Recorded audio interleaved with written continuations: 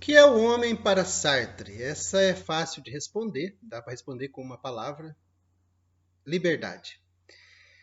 Mas para se compreender o que isso significa, né, o que Sartre quer dizer quando ele afirma que ser homem é ser liberdade, é mais do que ser meramente livre, né? Ele não afirma que o homem é livre, ele diz que o ser homem é ser liberdade. É evidente, ser homem, ser mulher, ser no mundo, ser aí é ser liberdade. É interessante, exige bastante, eu vou tentar resumir, esquematizar o mais possível, e eu vou fazê-lo a partir de uma citação que o Sartre faz na página 390 e começa na 392 e termina na 393 da tradução do Paulo Perdigão, da Vozes, né, do Ser e Nada já clássica. Todavia, diz o Sartre, em outro sentido, o corpo manifesta bem minha contingência. Inclusive, não é senão essa contingência. Os racionalistas cartesianos tinham razão de ficar impressionados com essa característica. Com efeito, o corpo representa a individuação de meu comprometimento com o mundo. E Platão, tampouco, estava errado ao considerar o corpo como aquilo que individualiza a alma.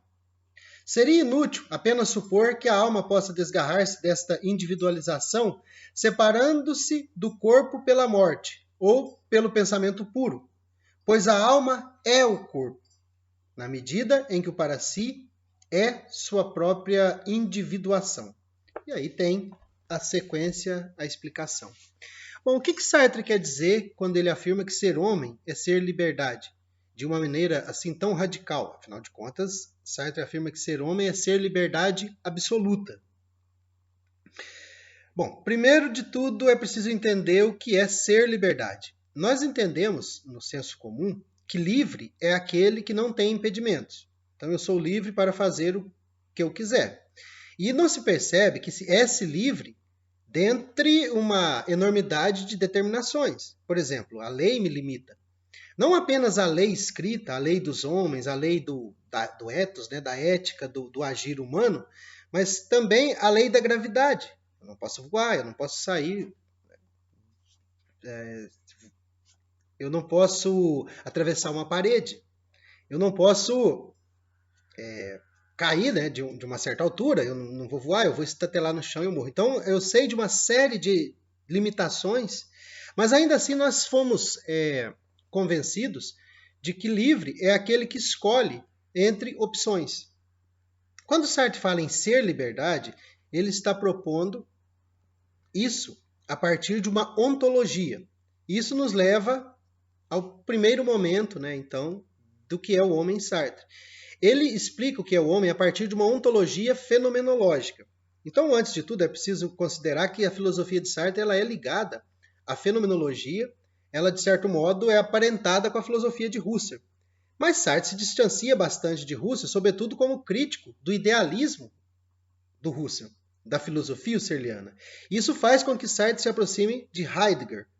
Só que Heidegger tem também lá uma série de preceitos em Ser e Tempo que Sartre acha que não estão em conformidade com aquilo que a fenomenologia revela, e por essa razão, Sartre radicaliza o homem no mundo e desenvolve o seu existencialismo. O existencialismo ele pode ser encontrado basicamente lá no existencialismo é o humanismo, a formulação mais simples, mais clara, mais direta, não dá para chamar de panfletária, mas mais simples, efetivamente, do que é esse existencialismo. Dizer que o homem é, antes de definir-se, primeiro ele é no mundo, ele existe, e só depois ele se define, diferentemente daquilo que entendeu o Heidegger na Carta sobre o Humanismo, não é apenas inverter termos metafísicos, é afirmar, é colocar, né, o boi na frente dos carros, né? Ele estava no lugar errado. É colocar o homem como aquele que está, não como um piloto em seu navio, mas que é o próprio navio. Ou seja, o que Sartre pretende com a sua filosofia da liberdade é que o homem seja o criador do mundo. E a fenomenologia, o fenômeno do homem no mundo, revela que os deuses são criações humanas. Então, lá no Existencialismo e Humanismo, Sartre afirma, o nosso existencialismo é ateu. Mas é um existencialismo que parte da existência, porque o homem existe no mundo que o mundo tem um sentido, e não em função de um sentido prévio que o mundo foi constituído. Isso não é uma mera inversão, é muito mais do que isso, é a devolução ao homem do seu caráter mais próprio de ser, que é ser escolha. Bom, e como é que Sartre faz, então, para desenvolver isso?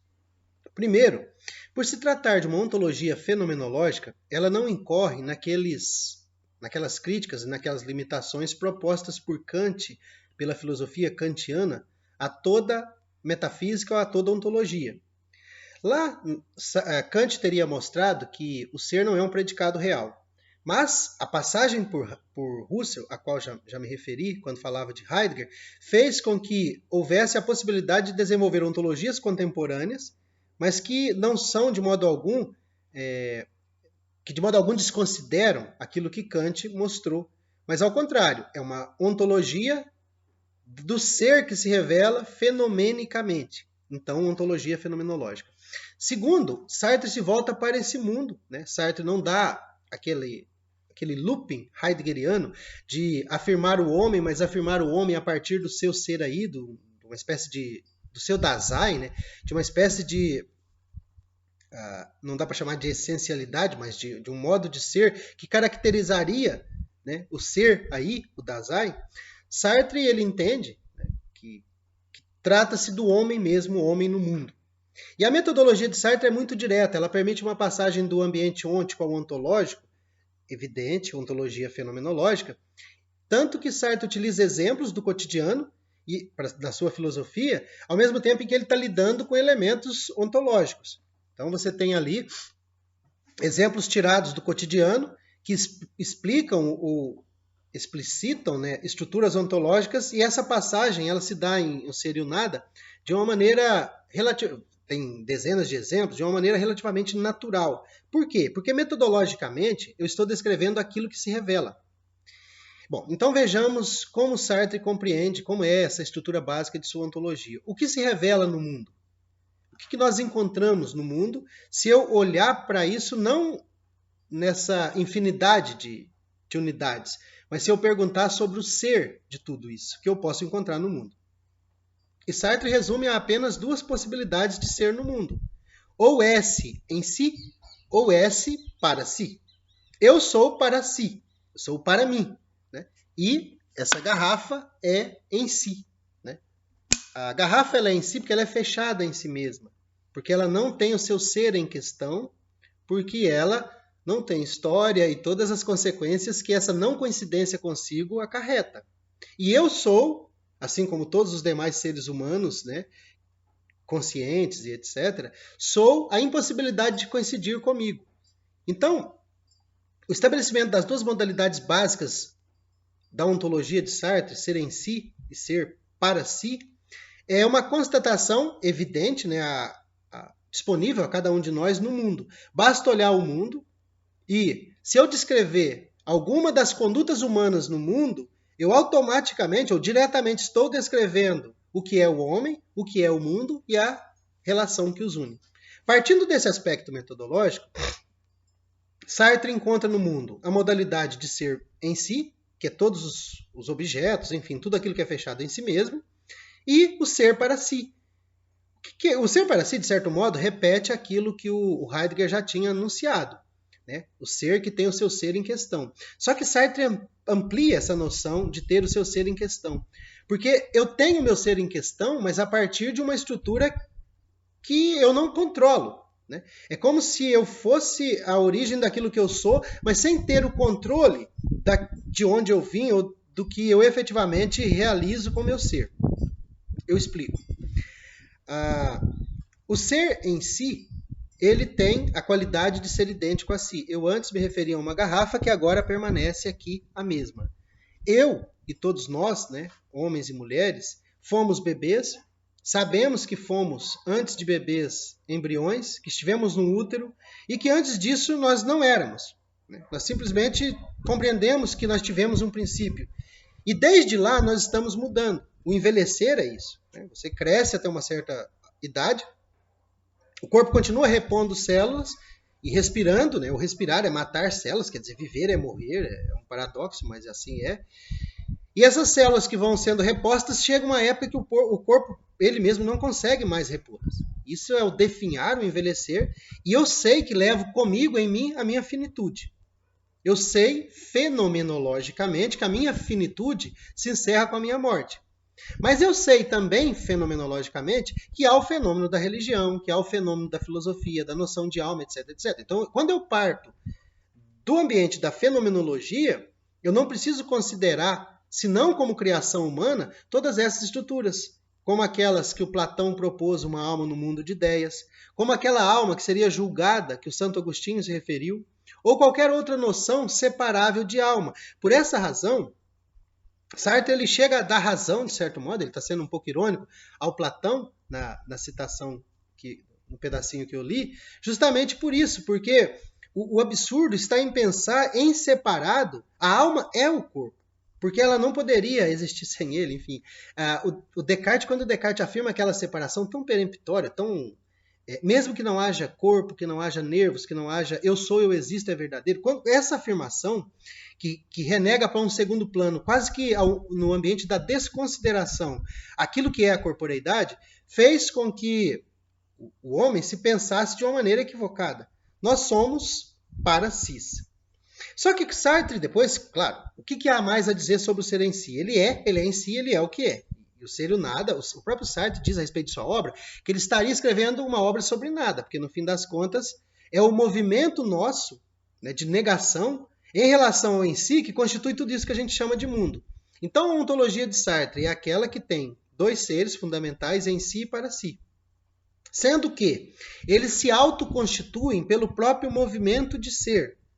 Eu explico novamente. É porque eu sou que eu posso me dirigir à garrafa.